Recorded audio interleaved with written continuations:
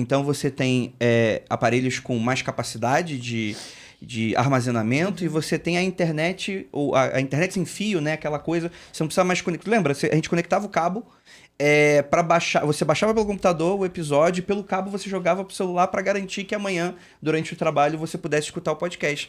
Quando isso desapareceu, o podcast começou a se popularizar muito rápido.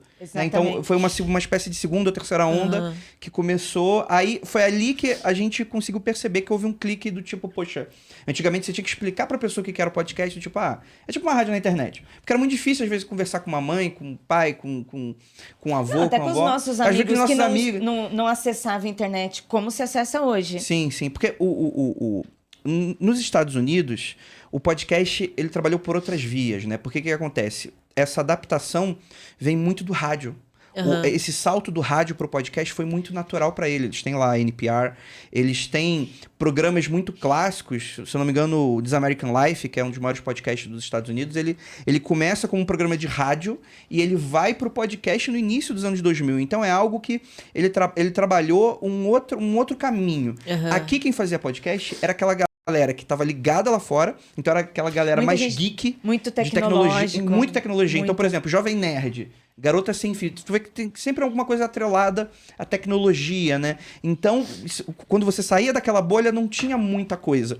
E aí, quando populariza... Não que a gente também dependa, né, dos Estados Unidos, de outros países, mas tem um impacto, né? E principalmente dentro de produtoras. Sim. Né? Que quando a gente fala de tecnologia, as pessoas que estavam envolvidas com tecnologia e também publicidade traziam muito para cá, para o Brasil. Mas ainda era um pouco... Todo mundo tateando. Quando chega na pandemia... Aí a gente já tem um cenário muito mais solidificado, porque as pessoas que produziam podcast antes, elas continuaram. Podcast no YouTube também já era uma realidade, existia. Aí já temos o Spotify aqui no Brasil, temos Deezer também aqui no Brasil, temos a Apple aqui no Brasil. Então essas empresas também presentes aqui com seus escritórios, fomentando a produção. As plataformas de conteúdo. Exato. Né? E aí essas empresas, elas também passaram a atingir mais pessoas.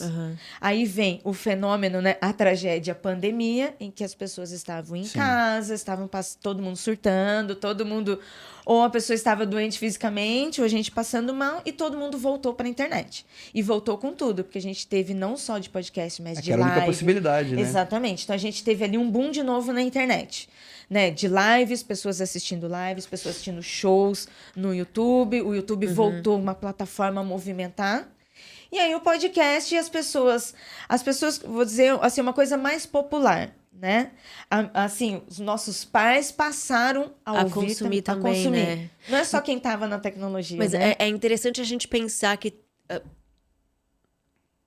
a popularização da internet, né, e com a chegada da internet móvel, foi o que começou a alavancar diversos formatos de negócio, né? Como o conteúdo, o podcast, que é o que você falou, né? Antes era muito limitado. Né? O acesso era muito limitado, né? Então, a partir do momento que você tem a internet na palma da mão de todo mundo pode acessar, todo mundo pode assistir com mais facilidade, né? O crescimento, ele foi exponencial. Claro que o mais pra frente, 2018, 2019, o YouTube ele foi essencial, porque o YouTube ele se tornou muito popular, então quando o podcast chegou no YouTube, meio que abarcou um público completamente novo, mas esse crescimento ele foi muito exponencial, né? Tinha até uma brincadeira entre a gente na cena, né? Que era tipo, qual vai ser o ano do podcast? Que era uma piada que meio que rolava lá desde 2013, 2014, né? Quando é que vai ser a época que vai explodir, nananã? E meio que nunca houve esse ano de explosão, sempre foi uma coisa meio homeopática, né? Um pouquinho aqui, um pouquinho ali, só que foi crescendo muito exponencialmente. Então, quando aí, né, sei lá, os nossos pais já sabiam que era podcast porque a gente trabalhava com isso. Mas quando a gente começou a ver, né, a pessoa ali no bar, a pessoa ali na igreja, a pessoa ali no hospital dando um play no podcast, foi ali que a gente conseguiu ver que não, beleza.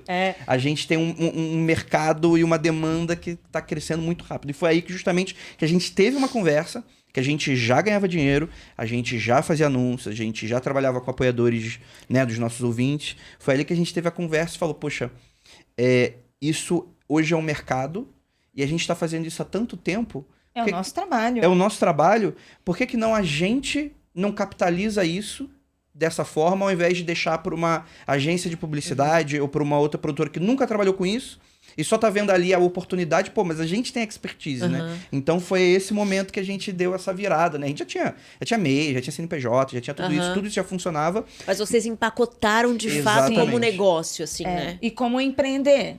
Foi a partir desse momento que a gente procurou o Sebrae, né? Levamos tudo isso para eles, levamos a nossa história, levamos o que a gente já fazia, levamos tanto o meu background de publicidade, porque eu trabalhava na agência de publicidade, mas eu era produtora de conteúdo paralelo, mercado paralelo. Eu produzia conteúdo. E o Andrei também, ele trabalhava, mas produzia conteúdo, né? Assim como outros amigos. Neste momento, a gente resolveu levar toda essa história. Chegamos no Sebrae, fomos fazer as consultorias, mas levamos para eles do nosso coração, sabe? Chegamos lá, ó, a gente já faz isso há muitos anos, estamos aqui produzindo há tantos anos, mas a gente quer profissionalizar ainda mais o que a gente já vê como nossa profissão. Aí sentamos. Eles entenderam de cara?